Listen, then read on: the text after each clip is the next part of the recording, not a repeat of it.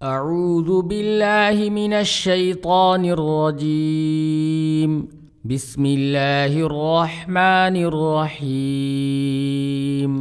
یہ رسول جو ہماری طرف سے انسانوں کی ہدایت پر مامور ہوئے، ہم نے ان کو ایک دوسرے سے بڑھ چڑھ کر مرتبے عطا کیے۔ ان میں کوئی ایسا تھا جس سے خدا خود ہم کلام ہوا، کسی کو اس نے دوسری حیثیتوں سے بلند درجے دیے، اور آخر میں عیسیٰ ابن مریم کو روشن نشانیاں عطا کی اور روح پاک سے اس کی مدد کی۔ اگر اللہ چاہتا تو ممکن نہ تھا کہ ان رسولوں کے بعد جو لوگ روشن نشانیاں دیکھ چکے تھے وہ آپس میں لڑتے، مگر اللہ کی مشیت یہ نہ تھی کہ وہ لوگوں کو جبراً اختلاف سے روکے، اس وجہ سے انہوں نے باہم اختلاف کیا۔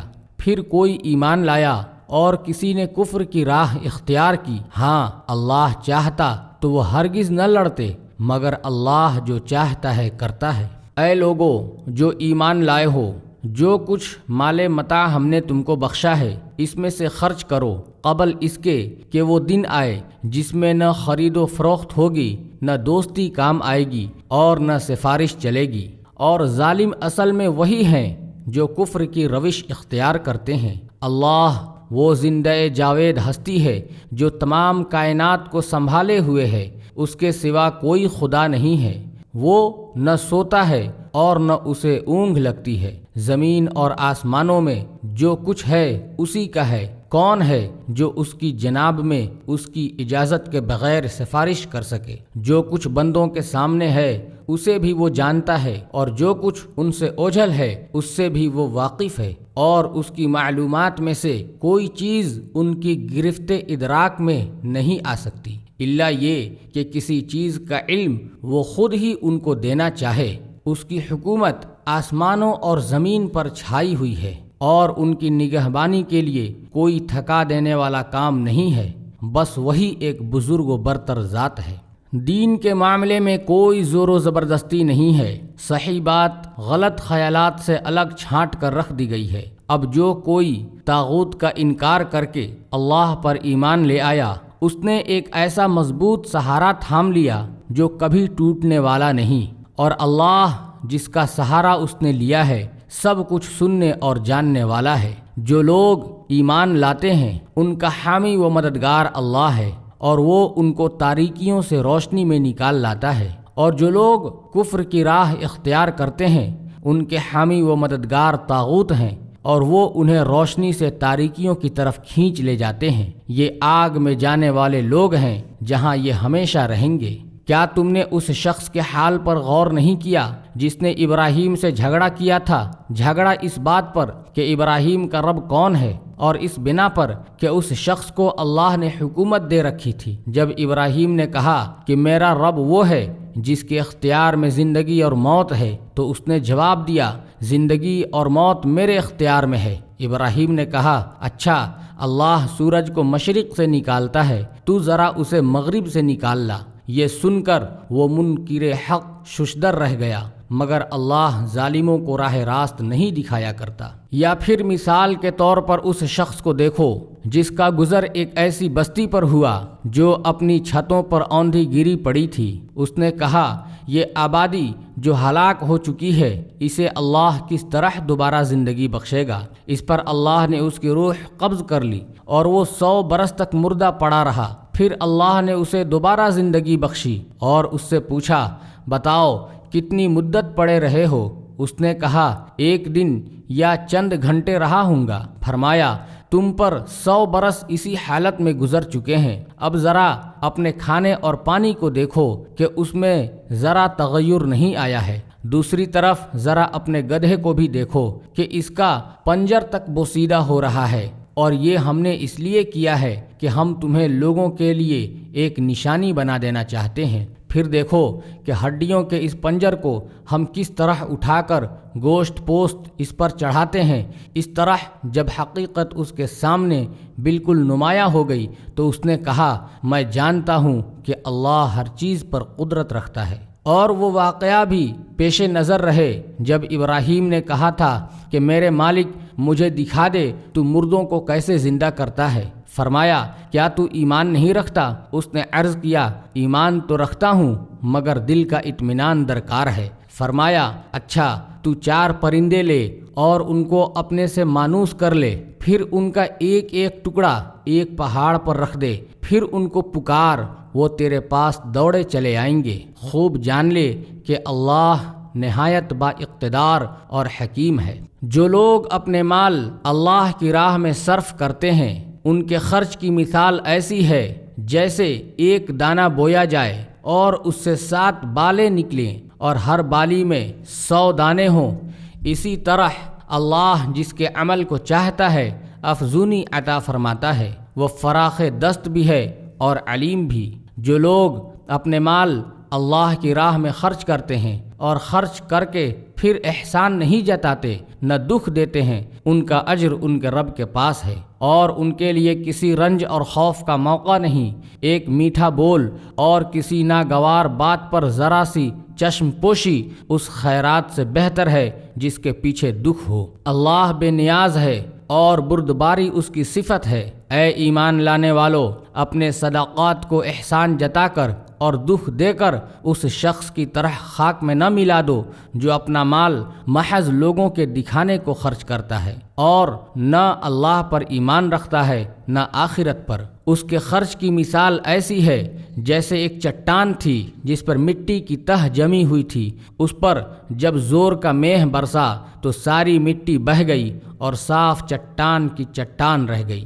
ایسے لوگ اپنے نزدیک خیرات کر کے جو نیکی کماتے ہیں ان سے کچھ بھی ان کے ہاتھ نہیں آتا، اور کافروں کو سیدھی راہ دکھانا اللہ کا دستور نہیں ہے، بخلاف اس کے جو لوگ اپنے مال محض اللہ کی رضا جوئی کے لیے دل کے پورے ثبات و قرار کے ساتھ خرچ کرتے ہیں۔ ان کے خرچ کی مثال ایسی ہے جیسے کسی سطح مرتفع پر ایک باغ ہو، اگر زور کی بارش ہو جائے تو 2 گنا پھل لائے، اور اگر زور کی بارش نہ بھی ہو تو ایک ہلکی فوار ہی اس کے لیے کافی ہو جائے۔ تم جو کچھ کرتے ہو سب اللہ کی نظر میں ہے۔ کیا تم میں سے کوئی یہ پسند کرتا ہے کہ اس کے پاس 1000 باغ ہو، نہروں سے سیراب، کھجوروں اور انگوروں اور ہر قسم کے پھلوں سے لدا ہوا، اور وہ عین اس وقت ایک تیز بگولے کی زد میں آ کر جھلس جائے جبکہ وہ خود بوڑھا ہو اور اس کے کم سن بچے ابھی کسی لائق نہ ہوں؟ اس طرح اللہ اپنی باتیں تمہارے سامنے بیان کرتا ہے، شاید کہ تم غور و فکر کرو۔ اے لوگو جو ایمان لائے ہو، جو مال تم نے کمائے ہیں اور جو کچھ ہم نے زمین سے تمہارے لیے نکالا ہے اس میں سے بہتر حصہ راہ خدا میں خرچ کرو۔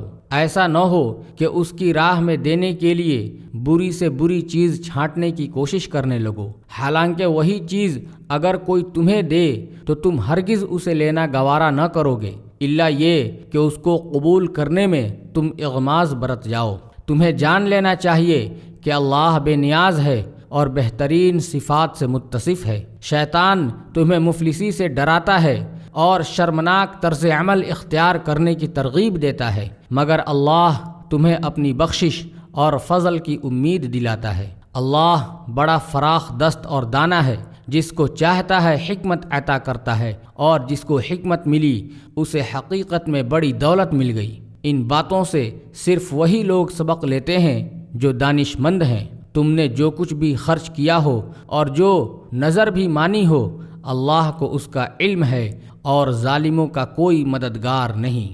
اگر اپنے صدقات اعلانیہ دو تو بھی اچھا ہے، لیکن اگر چھپا کر حاجت مندوں کو دو تو یہ تمہارے حق میں زیادہ بہتر ہے۔ تمہاری بہت سی برائیاں اس طرز عمل سے محو ہو جاتی ہیں، اور جو کچھ تم کرتے ہو اللہ کو بہرحال اس کی خبر ہے۔ اے نبی، لوگوں کو ہدایت بخش دینے کی ذمہ داری تم پر نہیں ہے، ہدایت تو اللہ ہی جسے چاہتا ہے بخشتا ہے۔ اور راہ خیر میں جو مال تم لوگ خرچ کرتے ہو وہ تمہارے اپنے لیے بھلا ہے، آخر تم اسی لیے تو خرچ کرتے ہو کہ اللہ کی رضا حاصل ہو۔ تو جو کچھ مال تم راہ خیر میں خرچ کرو گے اس کا پورا پورا اجر تمہیں دیا جائے گا، اور تمہاری حق تلفی ہرگز نہ ہوگی۔ خاص طور پر مدد کے مستحق وہ تنگ دست لوگ ہیں جو اللہ کے کام میں ایسے گھر گئے ہیں کہ اپنی ذاتی کسب معاش کے لیے زمین میں کوئی دوڑ دھوپ نہیں کر سکتے۔ ان کی خودداری دیکھ کر ناواقف آدمی گمان کرتا ہے کہ یہ خوشحال ہیں، تم ان کے چہروں سے ان کی اندرونی حالات پہچان سکتے ہو، مگر وہ ایسے لوگ نہیں ہیں کہ لوگوں کے پیچھے پڑ کر کچھ مانگیں۔ ان کی اعانت میں جو کچھ مال تم خرچ کرو گے وہ اللہ سے پوشیدہ نہ رہے گا۔ جو لوگ اپنے مال شب و روز کھلے اور چھپے خرچ کرتے ہیں ان کا اجر ان کے رب کے پاس ہے، اور ان کے لیے کسی خوف اور رنج کا مقام نہیں، مگر جو لوگ سود کھاتے ہیں ان کا حال اس شخص کا سا ہوتا ہے جسے شیطان نے چھو کر باولا کر دیا ہو، اور اس حالت میں ان کے مبتلا ہونے کی وجہ یہ ہے کہ وہ کہتے ہیں تجارت بھی تو آخر سود ہی جیسی چیز ہے، حالانکہ اللہ نے تجارت کو حلال کیا ہے اور سود کو حرام۔ لہٰذا جس شخص کو اس کے رب کی طرف سے یہ نصیحت پہنچے اور آئندہ کے لیے وہ سود خوری سے باز آ جائے تو جو کچھ وہ پہلے کھا چکا سو کھا چکا، اس کا معاملہ اللہ کے حوالے ہے، اور جو اس حکم کے بعد پھر اسی حرکت کا اعادہ کرے وہ جہنمی ہے جہاں وہ ہمیشہ رہے گا۔ اللہ سود کا مٹھ مار دیتا ہے اور صدقات کو نشو نما دیتا ہے، اور اللہ کسی ناشکر بدعمل انسان کو پسند نہیں کرتا۔ ہاں، جو لوگ ایمان لے آئیں اور نیک عمل کریں اور نماز قائم کریں اور زکوٰۃ دیں، ان کا اجر بے شک ان کے رب کے پاس ہے، اور ان کے لیے کسی خوف اور رنج کا موقع نہیں۔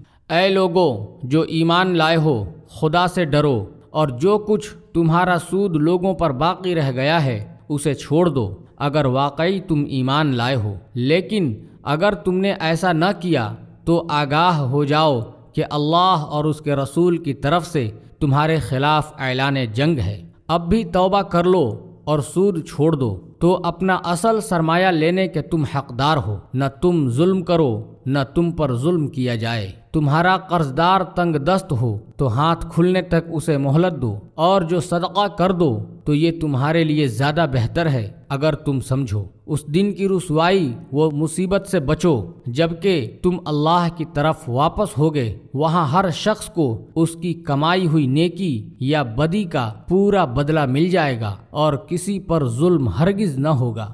اے لوگوں جو ایمان لائے ہو، جب کسی مقرر مدت کے لیے تم آپس میں قرض کا لین دین کرو تو اسے لکھ لیا کرو۔ فریقین کے درمیان انصاف کے ساتھ ایک شخص دستاویز تحریر کرے جسے اللہ نے لکھنے پڑھنے کی قابلیت بخشی ہو، اسے لکھنے سے انکار نہ کرنا چاہیے، وہ لکھے اور املا وہ شخص کرائے جس پر حق آتا ہے، یعنی قرض لینے والا، اور اسے اللہ اپنے رب سے ڈرنا چاہیے کہ جو معاملہ طے ہوا ہو اس میں کوئی کمی بیشی نہ کرے۔ لیکن اگر قرض لینے والا خود نادان یا ضعیف ہو یا املا نہ کرا سکتا ہو تو اس کا ولی انصاف کے ساتھ املا کرائے، پھر اپنے مردوں میں سے 2 آدمیوں کی اس پر گواہی کرا لو، اور اگر 2 مرد نہ ہوں تو 1 مرد اور 2 عورتیں ہوں تاکہ ایک بھول جائے تو دوسری اسے یاد دلا دے۔ یہ گواہ ایسے لوگوں میں سے ہونے چاہیے جن کی گواہی تمہارے درمیان مقبول ہو۔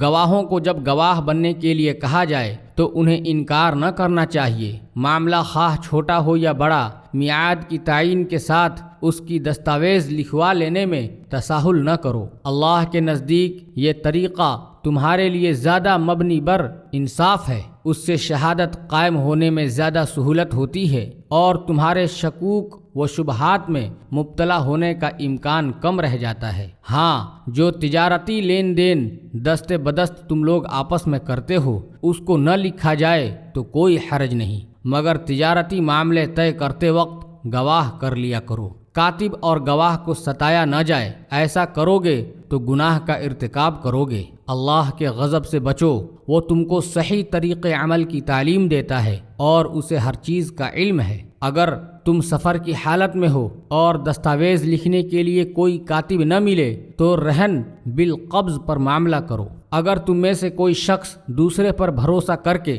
اس کے ساتھ کوئی معاملہ کرے تو جس پر بھروسہ کیا گیا ہے اسے چاہیے کہ امانت ادا کرے اور اللہ اپنے رب سے ڈرے، اور شہادت ہرگز نہ چھپاؤ۔ جو شہادت چھپاتا ہے اس کا دل گناہ میں آلودہ ہے اور اللہ تمہارے اعمال سے بے خبر نہیں ہے۔ آسمانوں اور زمین میں جو کچھ ہے سب اللہ کا ہے۔ تم اپنے دل کی باتیں خواہ ظاہر کرو خواہ چھپاؤ، اللہ بہرحال ان کا حساب تم سے لے لے گا۔ پھر اسے اختیار ہے جسے چاہے معاف کر دے اور جسے چاہے سزا دے، وہ ہر چیز پر قدرت رکھتا ہے۔ رسول اس ہدایت پر ایمان لایا ہے جو اس کے رب کی طرف سے اس پر نازل ہوئی ہے، اور جو لوگ اس رسول کے ماننے والے ہیں انہوں نے بھی اس ہدایت کو دل سے تسلیم کر لیا ہے۔ یہ سب اللہ اور اس کے فرشتوں اور اس کی کتابوں اور اس کے رسولوں کو مانتے ہیں، اور ان کا قول یہ ہے کہ ہم اللہ کے رسولوں کو ایک دوسرے سے الگ نہیں کرتے۔ ہم نے حکم سنا اور اطاعت قبول کی، مالک ہم تجھ سے خطا بخشی کے طالب ہیں اور ہمیں تیری ہی طرف پلٹنا ہے۔ اللہ کسی متنفس پر اس کی مقدرت سے بڑھ کر ذمہ داری کا بوجھ نہیں ڈالتا۔ ہر شخص نے جو نیکی کمائی ہے اس کا پھل اسی کے لیے ہے، اور جو بدی سمیٹی ہے اس کا وبال اسی پر ہے۔ ایمان لانے والو، تم یوں دعا کیا کرو، اے ہمارے رب، ہم سے بھول چوک میں جو قصور ہو جائیں ان پر گرفت نہ کر۔ مالک ہم پر وہ بوجھ نہ ڈال جو تو نے ہم سے پہلے لوگوں پر ڈالے تھے۔ پروردگار، جس بار کو اٹھانے کی طاقت ہم میں نہیں ہے وہ ہم پر نہ رکھ، ہمارے ساتھ نرمی کر، ہم سے درگزر فرما، ہم پر رحم کر، تو ہمارا مولا ہے، کافروں کے مقابلے میں ہماری مدد کر۔ سورہ آل عمران مدنی۔ اللہ کے نام سے جو بے انتہا مہربان اور رحم فرمانے والا ہے۔ الف لام میم۔ اللہ وہ زندہ جاوید ہستی ہے جو نظام کائنات کو سنبھالے ہوئے ہے، حقیقت میں اس کے سوا کوئی خدا نہیں ہے۔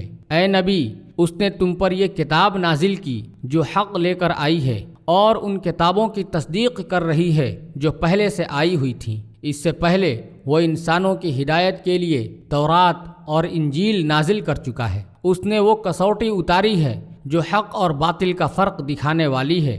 اب جو لوگ اللہ کے فرامین کو قبول کرنے سے انکار کریں ان کو یقیناً سخت سزا ملے گی۔ اللہ بے پناہ طاقت کا مالک ہے اور برائی کا بدلہ دینے والا ہے۔ زمین اور آسمان کی کوئی چیز اللہ سے پوشیدہ نہیں، وہی تو ہے جو تمہاری ماؤں کے پیٹ میں تمہاری صورتیں جیسی چاہتا ہے بناتا ہے۔ اس زبردست حکمت والے کے سوا کوئی اور خدا نہیں ہے۔ اے نبی، وہی خدا ہے جس نے یہ کتاب تم پر نازل کی ہے۔ اس کتاب میں دو طرح کی آیات ہیں، ایک محکمات جو کتاب کی اصل بنیاد ہیں، اور دوسری متشابہات۔ جن لوگوں کے دلوں میں ٹیڑھا ہے وہ فتنے کی تلاش میں ہمیشہ متشابہات ہی کے پیچھے پڑے رہتے ہیں اور ان کو معنی پہنانے کی کوشش کیا کرتے ہیں، حالانکہ ان کا حقیقی مفہوم اللہ کے سوا کوئی نہیں جانتا۔ بخلاف اس کے جو لوگ علم میں پختہ کار ہیں وہ کہتے ہیں کہ ہمارا ان پر ایمان ہے،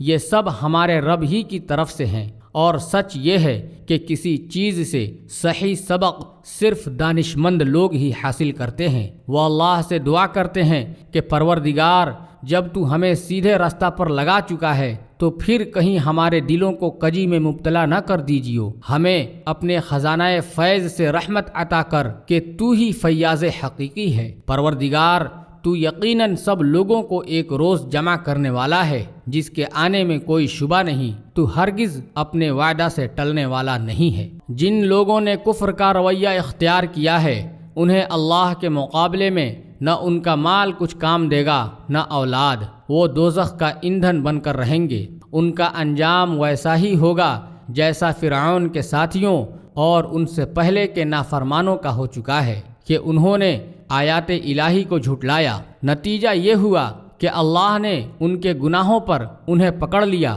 اور حق یہ ہے کہ اللہ سخت سزا دینے والا ہے۔ پس اے نبی، جن لوگوں نے تمہاری دعوت کو قبول کرنے سے انکار کر دیا ہے ان سے کہہ دو کہ قریب ہے وہ وقت جب تم مغلوب ہو جاؤ گے اور جہنم کی طرف ہانکے جاؤ گے، اور جہنم بڑا ہی برا ٹھکانہ ہے۔ تمہارے لیے ان دو گروہوں میں ایک نشان عبرت تھا جو بدر میں ایک دوسرے سے نبرد آزما ہوئے۔ ایک گروہ اللہ کی راہ میں لڑ رہا تھا اور دوسرا گروہ کافر تھا۔ دیکھنے والے بچشم سر دیکھ رہے تھے کہ کافر گروہ مومن گروہ سے دو چند ہیں، مگر نتیجے نے ثابت کر دیا کہ اللہ اپنی فتح و نصرت سے جس کو چاہتا ہے مدد دیتا ہے۔ دیدہ بینا رکھنے والوں کے لیے اس میں بڑا سبق پوشیدہ ہے۔ لوگوں کے لیے مرغوبات نفس، عورتیں، اولاد، سونے چاندی کے ڈھیر، چیدہ گھوڑے، مویشی اور زرعی زمینیں بڑی خوش آئند بنا دی گئی ہیں، مگر یہ سب دنیا کی چند روزہ زندگی کے سامان ہیں۔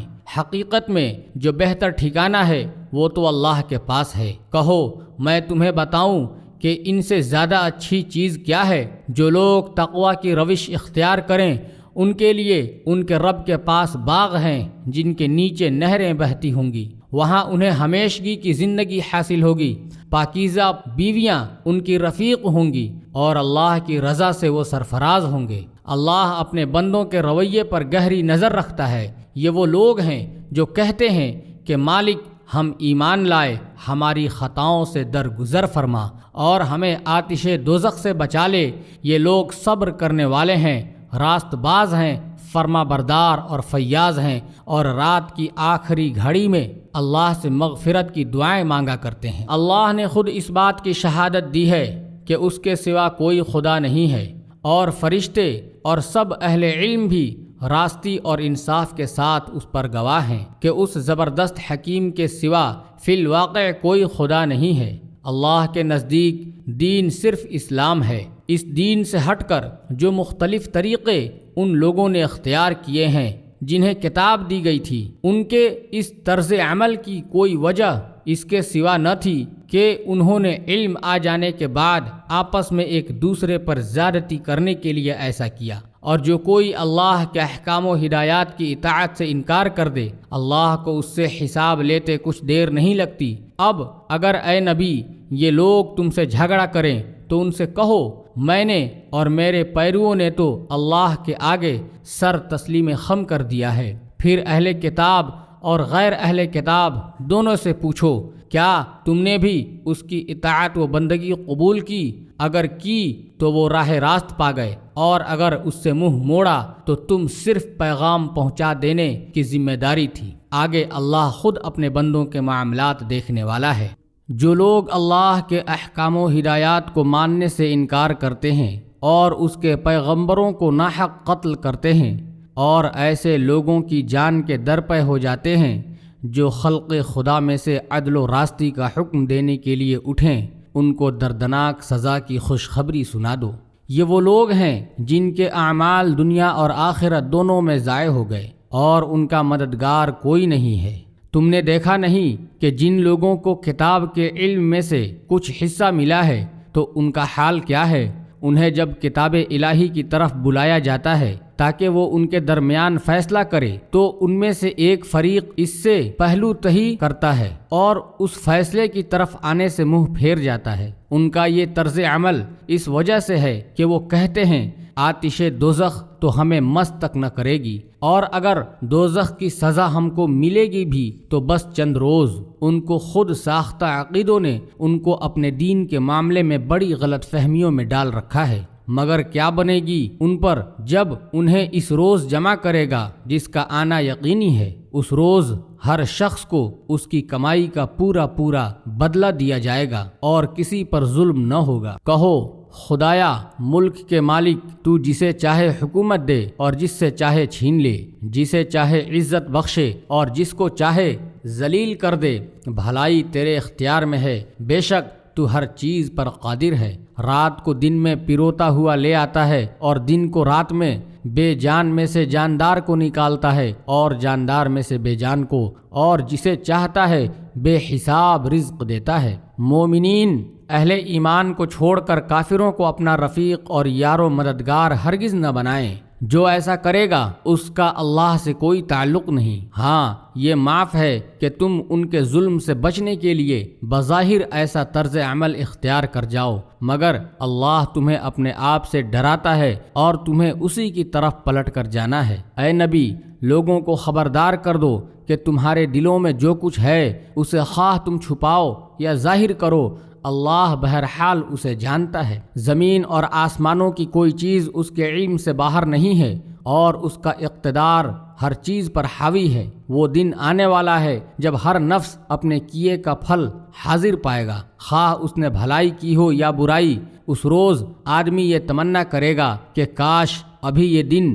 اس سے بہت دور ہوتا۔ اللہ تمہیں اپنے آپ سے ڈراتا ہے اور وہ اپنے بندوں کا نہایت خیر خواہ ہے۔ اے نبی، لوگوں سے کہہ دو کہ اگر تم حقیقت میں اللہ سے محبت رکھتے ہو تو میری پیروی اختیار کرو۔ اللہ تم سے محبت کرے گا اور تمہاری خطاؤں سے درگزر فرمائے گا۔ وہ بڑا معاف کرنے والا اور رحیم ہے۔ ان سے کہو کہ اللہ اور اس کی رسول کی اطاعت قبول کرو، پھر اگر وہ تمہاری یہ دعوت قبول نہ کریں تو یقیناً یہ ممکن نہیں ہے کہ اللہ ایسے لوگوں سے محبت کرے جو اس کی اور اس کے رسول کی اطاعت سے انکار کرتے ہوں۔ اللہ نے آدم اور نوح اور آل ابراہیم اور آل عمران کو تمام دنیا والوں پر ترجیح دے کر اپنی رسالت کے لیے منتخب کیا تھا۔ یہ ایک سلسلے کے لوگ تھے جو ایک دوسرے کی نسل سے پیدا ہوئے تھے۔ اللہ سب کچھ سنتا اور جانتا ہے۔ وہ اس وقت سن رہا تھا جب عمران کی عورت کہہ رہی تھی کہ میرے پروردگار، میں اس بچے کو جو میرے پیٹ میں ہے تیری نذر کرتی ہوں، وہ تیرے ہی کام کے لیے وقف ہوگا، میری اس پیشکش کو قبول فرما، تو سننے اور جاننے والا ہے۔ پھر جب وہ بچی اس کے ہاں پیدا ہوئی تو اس نے کہا، مالک میرے ہاں تو لڑکی پیدا ہو گئی ہے، حالانکہ جو کچھ اس نے جنا تھا اللہ کو اس کی خبر تھی، اور لڑکا لڑکی کی طرح نہیں ہوتا۔ خیر، میں نے اس کا نام مریم رکھ دیا ہے، اور میں اسے اور اس کی آئندہ نسل کو شیطان مردود کے فتنے سے تیری پناہ میں دیتی ہوں۔ آخرکار اس کے رب نے اس لڑکی کو بخوشی قبول فرما لیا، اسے بڑی اچھی لڑکی بنا کر اٹھایا اور زکریا کو اس کا سرپرست بنا دیا۔ جب زکریا کبھی اس کے پاس محراب میں جاتا تو اس کے پاس کچھ نہ کچھ کھانے پینے کا سامان پاتا۔ پوچھتا، مریم یہ تیرے پاس کہاں سے آیا؟ وہ جواب دیتی، اللہ کے پاس سے آیا ہے، اللہ جسے چاہتا ہے بے حساب رزق دیتا ہے۔ یہ حال دیکھ کر زکریا نے اپنے رب کو پکارا، پروردگار اپنی قدرت سے مجھے نیک اولاد عطا کر، تو ہی دعا سننے والا ہے۔ جواب میں فرشتوں نے آواز دی جبکہ وہ محراب میں کھڑا نماز پڑھ رہا تھا کہ اللہ تجھے یحییٰ کی خوشخبری دیتا ہے، وہ اللہ کی طرف سے ایک فرمان کی تصدیق کرنے والا بن کر آئے گا، اس میں سرداری وہ بزرگی کی شان ہوگی، کمال درجہ کا ضابط ہوگا، نبوت سے سرفراز ہوگا اور صالحین میں شمار کیا جائے گا۔ زکریا نے کہا، پروردگار بھلا میرے ہاں لڑکا کہاں سے ہوگا؟ میں تو بہت بوڑھا ہو چکا ہوں اور میری بیوی بانجھ ہے۔ جواب ملا، ایسا ہی ہوگا، اللہ جو چاہتا ہے کرتا ہے۔ عرض کیا، مالک پھر کوئی نشانی میرے لیے مقرر فرما دے۔ کہا، نشانی یہ ہے کہ تم 3 دن تک لوگوں سے اشارے کے سوا کوئی بات چیت نہ کرو گے یا نہ کر سکو گے۔ اس دوران میں اپنے رب کو بہت یاد کرنا اور صبح و شام اس کی تسبیح کرتے رہنا۔ پھر وہ وقت آیا جب مریم سے فرشتوں نے آ کر کہا، اے مریم، اللہ نے تجھے برگزیدہ کیا اور پاکیزگی عطا کی اور تمام دنیا کی عورتوں پر تجھ کو ترجیح دے کر اپنی خدمت کے لیے چن لیا۔ اے مریم، اپنے رب کی تابع فرمان بن کر رہ، اس کے آگے سر بسجود ہو، اور جو بندے اس کے حضور جھکنے والے ہیں ان کے ساتھ تو بھی جھک جا۔ اے نبی، یہ غیب کی خبریں ہیں جو ہم تم کو وحی کے ذریعے سے بتا رہے ہیں، ورنہ تم اس وقت وہاں موجود نہ تھے جب ہیکل کے خادم یہ فیصلہ کرنے کے لیے کہ مریم کا سرپرست کون ہو اپنے اپنے قلم پھینک رہے تھے، اور نہ تم اس وقت حاضر تھے جب ان کے درمیان جھگڑا برپا تھا۔ اور جب فرشتوں نے کہا، اے مریم، اللہ تجھے اپنے ایک فرمان کی خوشخبری دیتا ہے، اس کا نام مسیح عیسیٰ ابن مریم ہوگا، دنیا اور آخرت میں معزز ہوگا، اللہ کے مقرب بندوں میں شمار کیا جائے گا، لوگوں سے گہوارے میں بھی کلام کرے گا اور بڑی عمر کو پہنچ کر بھی وہ ایک مرد صالح ہوگا۔ یہ سن کر مریم بولی، پروردگار میرے ہاں بچہ کہاں سے ہوگا؟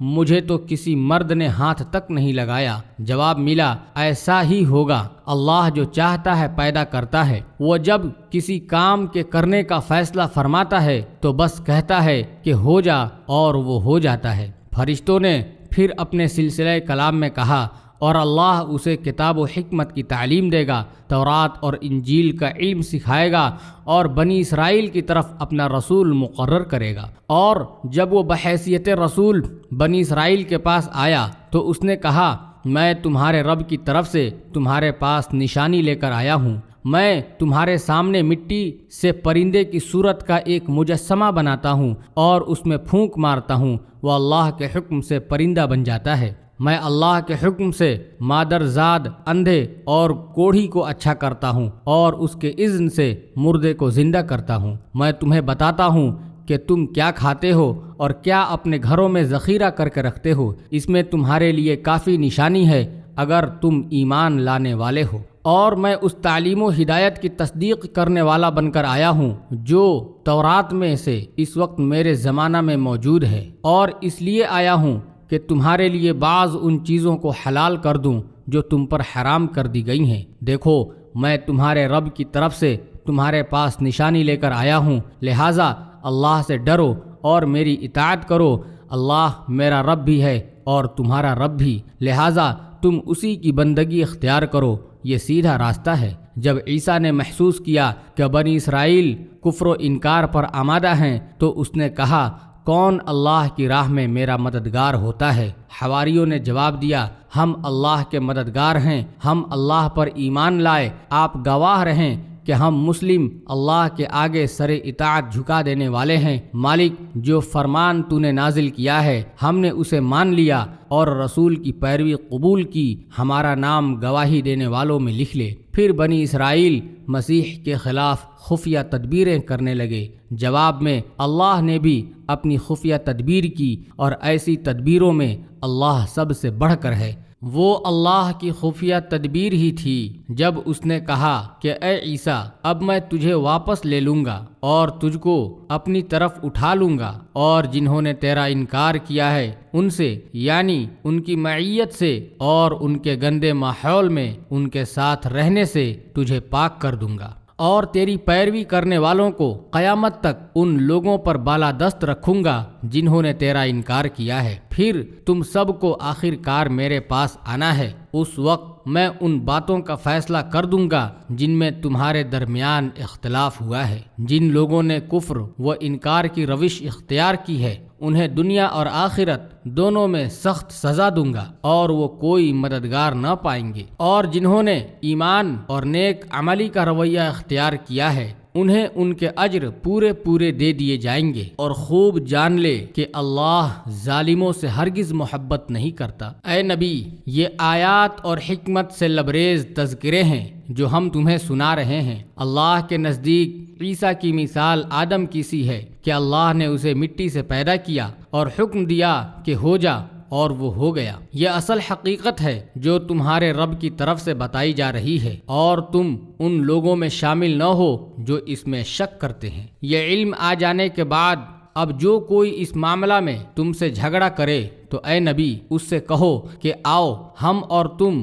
خود بھی آ جائیں اور اپنے اپنے بال بچوں کو بھی لے آئیں، اور خدا سے دعا کریں کہ جو جھوٹا ہو اس پر خدا کی لعنت ہو۔ یہ بالکل صحیح واقعات ہیں، اور حقیقت یہ ہے کہ اللہ کے سوا کوئی خداوند نہیں ہے، اور وہ اللہ ہی کی ہستی ہے جس کی طاقت سب سے بالا اور جس کی حکمت نظام عالم میں کار فرما ہے۔ پس اگر یہ لوگ اس شرط پر مقابلے میں آنے سے منہ موڑیں تو ان کا مفسد ہونا صاف کھل جائے گا، اور اللہ تو مفسدوں کے حال سے واقف ہی ہے۔ اے نبی کہو، اے اہل کتاب، آؤ ایک ایسی بات کی طرف جو ہمارے اور تمہارے درمیان یکساں ہے، یہ کہ ہم اللہ کے سوا کسی کی بندگی نہ کریں، اس کے ساتھ کسی کو شریک نہ ٹھہرائیں، اور ہم میں سے کوئی اللہ کے سوا کسی کو اپنا رب نہ بنا لے۔ اس دعوت کو قبول کرنے سے اگر وہ منہ موڑیں تو صاف کہہ دو کہ گواہ رہو ہم تو مسلم صرف خدا کی بندگی اور اطاعت کرنے والے ہیں۔ اے اہل کتاب، تم ابراہیم کے دین کے بارے میں کیوں جھگڑا کرتے ہو؟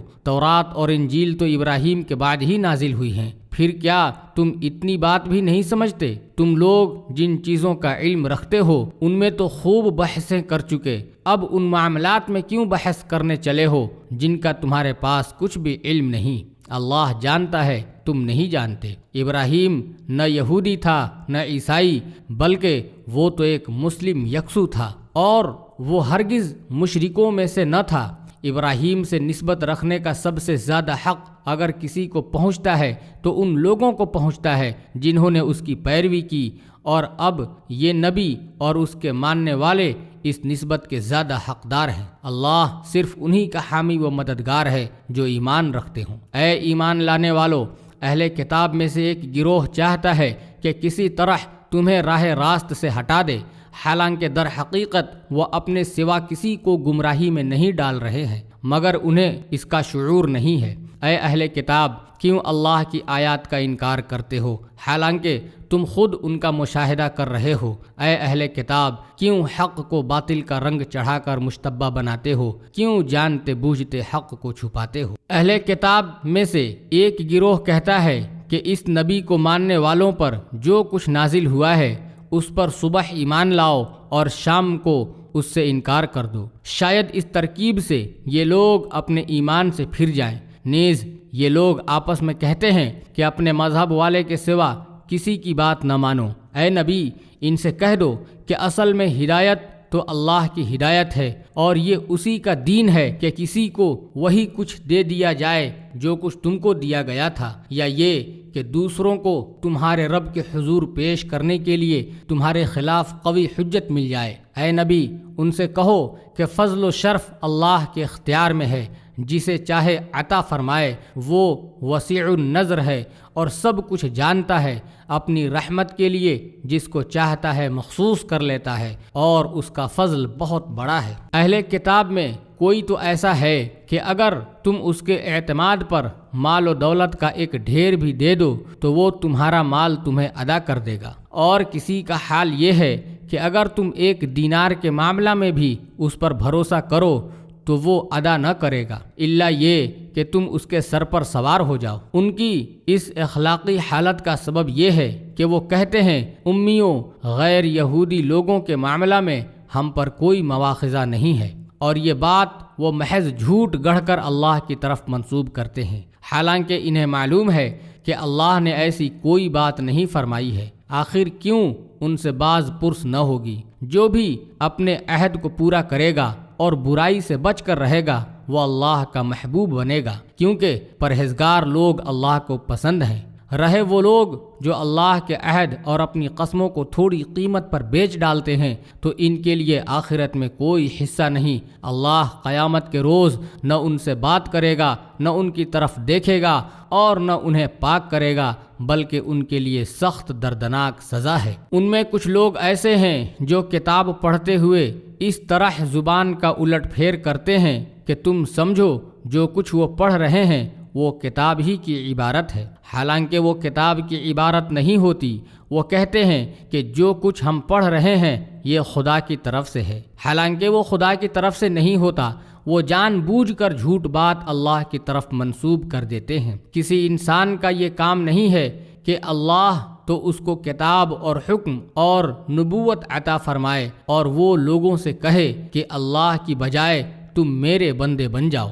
وہ تو یہی کہے گا کہ سچے ربانی بنو، جیسا کہ اس کتاب کی تعلیم کا تقاضا ہے جسے تم پڑھتے اور پڑھاتے ہو۔ وہ تم سے ہرگز یہ نہ کہے گا کہ فرشتوں کو یا پیغمبروں کو اپنا رب بنا لو۔ کیا یہ ممکن ہے کہ ایک نبی تمہیں کفر کا حکم دے جبکہ تم مسلم ہو؟ یاد کرو، اللہ نے پیغمبروں سے عہد لیا تھا کہ آج میں نے تمہیں کتاب اور حکمت و دانش سے نوازا ہے، کل اگر کوئی دوسرا رسول تمہارے پاس اسی تعلیم کی تصدیق کرتا ہوا آئے جو پہلے سے تمہارے پاس موجود ہے تو تم کو اس پر ایمان لانا ہوگا اور اس کی مدد کرنی ہوگی۔ یہ ارشاد فرما کر اللہ نے پوچھا، کیا تم اس کا اقرار کرتے ہو اور اس پر میری طرف سے عہد کی بھاری ذمہ داری اٹھاتے ہو؟ انہوں نے کہا، ہاں ہم اقرار کرتے ہیں۔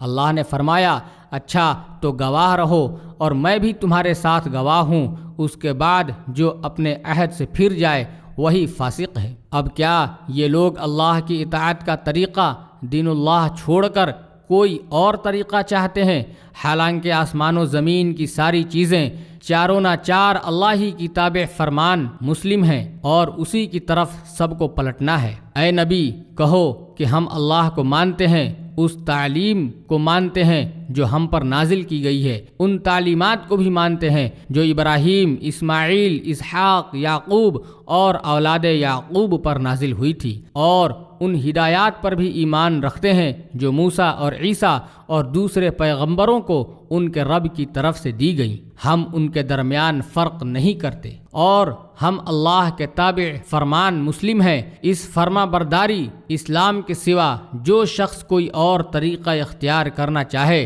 اس کا وہ طریقہ ہرگز قبول نہ کیا جائے گا، اور آخرت میں وہ ناکام و نامراد رہے گا۔ کیسے ہو سکتا ہے کہ اللہ ان لوگوں کو ہدایت بخشے جنہوں نے نعمت ایمان پا لینے کے بعد پھر کفر اختیار کیا، حالانکہ وہ خود اس بات پر گواہی دے چکے ہیں کہ یہ رسول حق پر ہے اور ان کے پاس روشن نشانیاں بھی آ چکی ہیں۔ اللہ ظالموں کو تو ہدایت نہیں دیا کرتا، ان کے ظلم کا صحیح بدلہ یہی ہے کہ ان پر اللہ اور فرشتوں اور تمام انسانوں کی پھٹکار ہے۔ اسی حالت میں وہ ہمیشہ رہیں گے، نہ ان کی سزا میں تخفیف ہوگی اور نہ انہیں مہلت دی جائے گی۔ البتہ وہ لوگ بچ جائیں گے جو اس کے بعد توبہ کر کے اپنے طرز عمل کی اصلاح کر لیں۔ اللہ بخشنے والا اور رحم فرمانے والا ہے۔ مگر جن لوگوں نے ایمان لانے کے بعد کفر اختیار کیا پھر اپنے کفر میں بڑھتے چلے گئے، ان کی توبہ ہرگز قبول نہ ہوگی۔ ایسے لوگ تو پکے گمراہ ہیں۔